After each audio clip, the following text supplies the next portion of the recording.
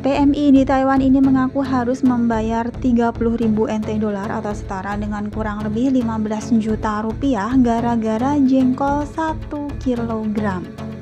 Berita yang kedua, Mbak Yuli, seorang PMI Taiwan juga nggak disangka dia mendapatkan warisan 2 juta NT dolar dari majikan yang dijaganya.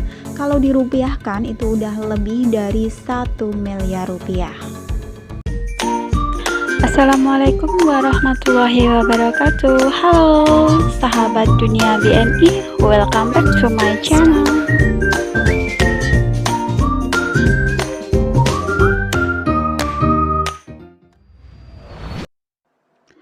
Heboh guys, seorang PMI yang bekerja di Taiwan ini membagikan pengalaman di akun TikToknya, di mana mbaknya ini mengaku harus membayar denda sebanyak 30.000 NT dolar gara-gara dia mendapatkan kiriman jengkol dari Indonesia.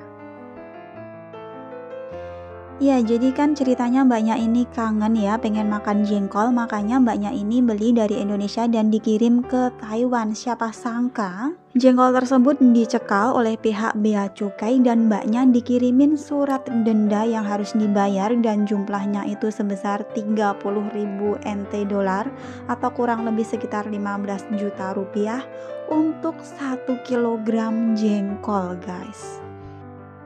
Wah, kasihan banget mbaknya. Memang hari apes itu nggak ada di tanggalan ya teman-teman. Jadi mbaknya ini berniat berbagi supaya untuk teman-teman yang lainnya itu tidak mengalami hal serupa.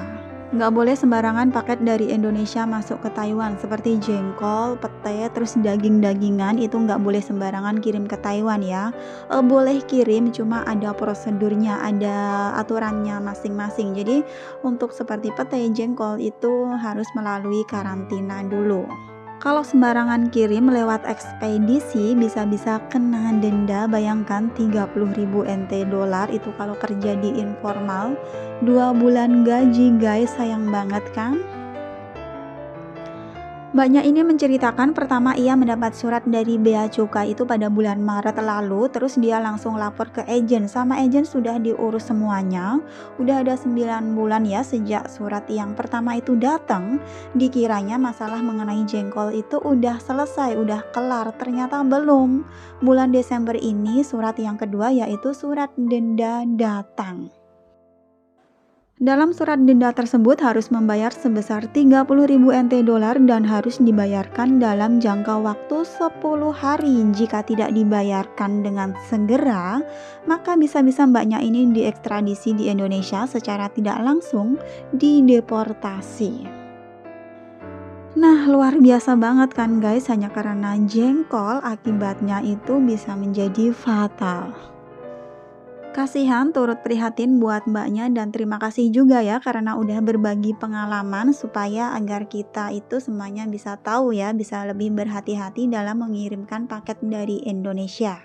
Buat pembelajaran guys untuk kita semua. Dilansir dari suara BMI.com, Biro Infeksi dan Karantina Hewan dan Tumbuhan Taiwan atau COA mengatakan bahwa siapapun yang membawa masuk atau mengirimkan pete, jengkol ke Taiwan bisa terancam denda hingga 150.000 NT dolar.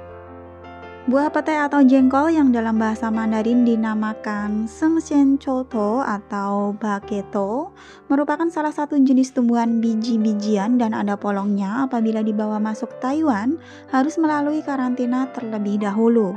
Melalui akun Facebooknya, COA memposting dan mengingatkan supaya masyarakat berhati-hati dalam membawa atau meminta kiriman makanan yang mengandung daging serta makan makanan mentah.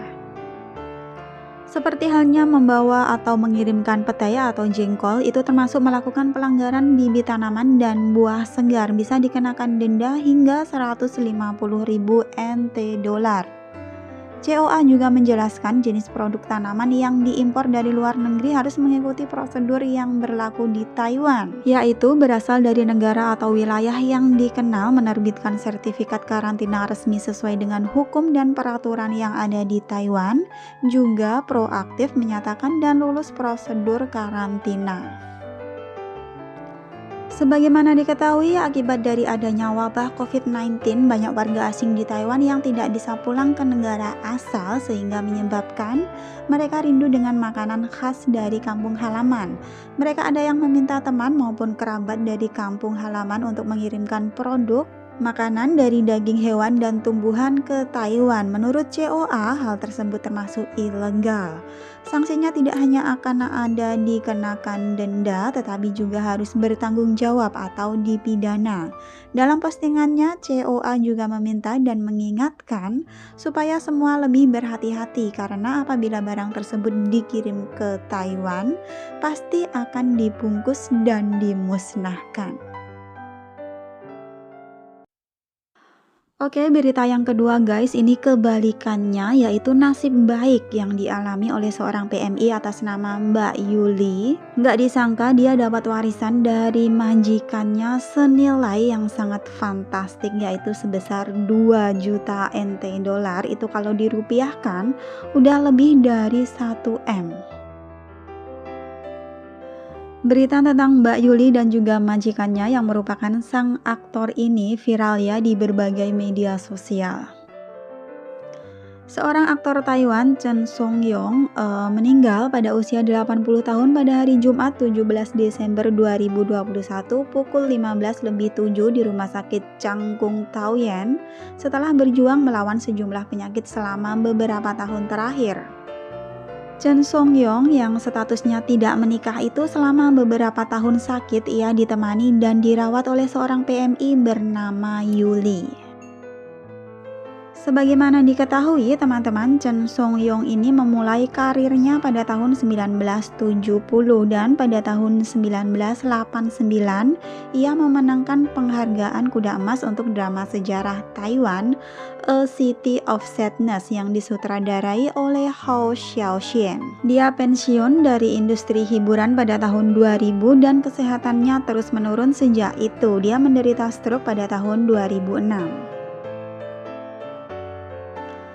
Sekitar bulan April lalu, Chen Song-yong pernah mengatakan selama bertahun-tahun selain menderita stroke, penyakit lambung, juga pernah operasi pada retina mata, sehingga hidupnya tergantung pada Yuli yang merawatnya selama ini. Ia juga sudah menganggap Yuli seperti anak kandungnya sendiri, bahkan Yuli memanggilnya dengan sebutan Bapak. Dikatakan juga bahwa Yuli ini anaknya berperilaku baik dan bijaksana. Ia membebaskan Yuli membelanjakan uang yang di rumah untuk keperluan mereka. Chen Song-yong juga mengatakan bahwa uang yang dihasilkan selama ini tidak akan habis untuk biaya hidupnya bersama Yuli. Ia juga tidak meminta Yuli mencatat apa yang dibeli untuk keperluan rumah.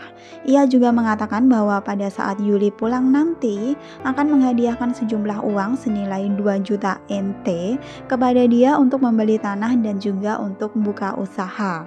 Sebelumnya, Chen Song-yong juga pernah menghadiahkan beberapa perhiasan emas kepada Yuli serta uang senilai 1,2 juta NT dolar. Chen mengatakan meskipun tidak seberapa, akan tetapi Yuli kemungkinan tidak akan mendapatkannya. Saya bantu jika memang saya bisa bantu. Pungkas pria yang telah beberapa kali mendapatkan penghargaan Golden Horse Award di Taiwan. Selamat ya buat Mbak Yuli, hasil ketulusan Anda merawat sang majikan membuahkan rizki yang berlimpah dan semoga berkah. Mungkin gak semua PMI ya bisa bernasib baik seperti Anda, tapi semoga saja ini nular ke para PMI yang lainnya juga. Kita semua tahu bahwa rizki itu gak akan pernah tertukar. Semoga Yang Maha Kuasa selalu melimpahkan rizkinya yang melimpah, yang berkah juga untuk kita semua. Amin amin ya robbal alamin. Thanks for watching and see you next video. Wassalamualaikum warahmatullahi wabarakatuh.